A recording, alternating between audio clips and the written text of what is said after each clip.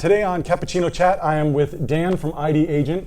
ID Agent is the company we use for our dark web scans when we're working with you and kind of showing you those results. So let's just get right into it, Dan. When it comes to dark web and security, what are you seeing today as kind of like the biggest threat? So the biggest threat that's really facing companies today is the fact that they're using their credentials, their work credentials, their email address, username, and password that they're using for like their Active Directory or their email address, like we were saying, but they're using it on third-party sites. So they might have a Dropbox account. They might be their office manager with Staples. It could be your bank account.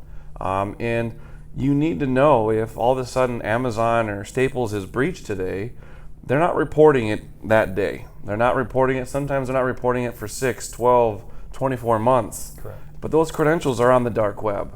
And that one credential could lead to someone getting into your network.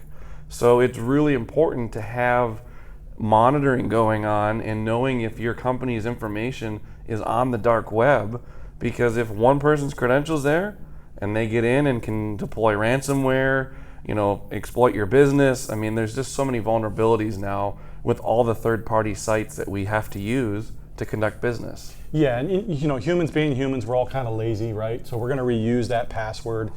We try to educate people, you should really use a different password for everything that you do, but that's really hard to do. I mean, a lot of these people are using, 50 different sites, come up with 50 different passwords that you remember, and then change them with good password security hygiene, if you will.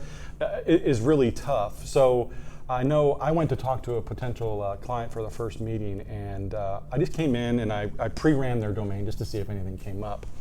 And sure enough, I had some results in plain text. So I'm talking with them, and he's like, wait a second. And so he calls in the assistant general manager, and he goes, hey, sit down, you got to hear this. So I kind of go through the spiel again. I said, hey, I got a couple people's passwords are this. He goes, wait a second, I know everyone's passwords. So one, having someone in your organization that knows everybody else's passwords can be a little dangerous as well. Absolutely. But he knew by looking at the list that it actually was this person's password. So as he's giving me a tour of the facility, it was kind of neat. We're going through the facility and we go by this person whose password I have shared that I have. And he's walking by, he goes, oh, hey, this is Matt. He's got your password. We're going to need to talk about you changing it later. And then we kept on about our tour. Like he stopped and as he was giving me the thing. So now, when we're going through and talking to people about the dark web, a lot of people don't understand what that is. And they don't understand when I show them results, they think, okay, was my computer somehow compromised? Did I do something wrong? Did my IT person do something wrong? Did my employee do something wrong? And I have to explain that that's really not the case. So can you kind of explain how people's information kind of gets out there on the dark web, if you will? Yeah, absolutely. So a lot of people really, like you just said, they think it's their network. They think it's their computer that's been breached and all that, or the whole organization has been breached. Really what's happening is it's the third-party sites we go on. So LinkedIn's a great example. A couple years ago, millions of people's accounts were exposed and their passwords and email addresses were put onto the dark web. With those being exposed and on the dark web, those are out there for people to grab and they could log into your account. That doesn't mean your business was breached. That just means the account was taken over and LinkedIn was the one that was taken over. So it could happen with Target. I mean, Target was one that we saw in the news. Their third-party supply vendor backdoored in through HVAC and got passwords and was able to cause a mega breach. It doesn't mean that because my credit card was taken, it was just me. It's the collective groups that are getting hit. And it's really important for businesses to know third-party website policies in their business. Do you really know where all your employees are logging into on a daily basis? I have a great example of this. And we were working with a client, and this lady had been gone for 3 years. And they said, that's old data. She's been gone for 3 years. But we said, what was her job role? Well, she was the head of HR. We were able to log into 4 different categories. One of them was banking, one of them was like a supply site, one was a 401k site. Wow. All had employee information, ACH banking information, and she'd been gone for 3 years. And the reason is, it was a third-party website. She logged into it. She put all these different credentials, put all this company information in there, but nobody did anything when she left. So whether that employee is still in the organization or they've left the organization, it is extremely important to know where you're allowing your employees to put data, what sites are they doing, and when they leave your organization, to make sure you're able to go in and shut them down, because that's what's impacting businesses.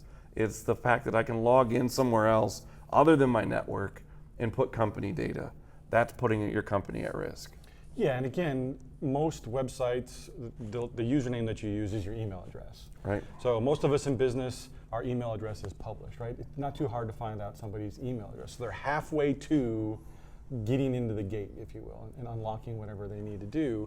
And guessing the passwords, hackers have a lot of different tools out there that allow them. So if, as you mentioned, doesn't mean that you were just breached when that data shows up on the dark web, but if all you do in your password hygiene is change the 1 to a 2, it doesn't take hackers very long to figure that out, and they will try variations of your password.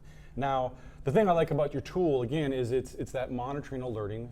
We don't think about all these third parties, and then not only those third parties, our banks, our suppliers and things like that, but then who are their banks and their suppliers and their password. And again, like you mentioned with Target, they came through that other third party through a back door that Target wasn't even in charge of. So one of the many things is that alerting is very important, because if I was to tell you before you got into your car, your brakes are gonna fail, what would you do? I wouldn't be driving. You wouldn't be driving, you go get those brakes fixed as soon as possible. So if I never am able to tell you or alert you to the fact that your employee or your password is breached and somebody else knows it, then I can't tell you that you need to change it. So this, again, is a great alerting just to allow them the opportunity to make that change. Yeah, and I always say this to organizations too. We put so many tools inside a network now. I mean, you know, we put advanced threat protection, we put in firewalls, we have all these different protections inside the network. The number one reason of data breaches and ransomware last year was an exposed password. So a password outside on the dark web allows me to gain access to your network. All these tools we're buying and putting into place aren't effective unless we have the complete picture, internal on the network and external on the network. Now I have a good picture of what's going on, and you can really deal with the day-to-day threats. Correct. Yeah, so I really like your product, and it is a good product to have, and again, gives you that alerting so that you can take action and do this stuff. So this is Cappuccino Chat, of course, so we always talk about coffee. Still at the convention, so coffee, not that good. Dan, I know I already asked you, but you don't drink coffee. So since you're not a coffee drinker, what is your drink of choice, if you will? So my drink of choice is always a Coke. So a good old Coke. A good old Coca-Cola, some caffeine, and keeping my energy going. I have never adapted to coffee, cappuccino, any of that stuff. I'm just a plain Jane Polish Coke guy. Coke guy. Oh, nothing wrong with that. Dan, thank you very much. Thank you. See everybody next time.